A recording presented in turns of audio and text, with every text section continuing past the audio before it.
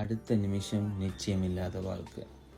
October 2018, 4 வருஷத்துக்கு முதல் வெளியில் ஒர்க்லேருந்து லஞ்ச் டைம் நான் எக்ஸசைஸுக்கு போயிருக்கு. ரோட்டை க்ராஸ் பண்ணிக்க இன்னொருத்தன் காரில் அடிச்சுட்டு போயிட்டேன். காரில் அடித்து முடியாத எலும்பு இல்லை. வீட்டை போகிறதுக்கு 6 மாதம் ஆச்சு.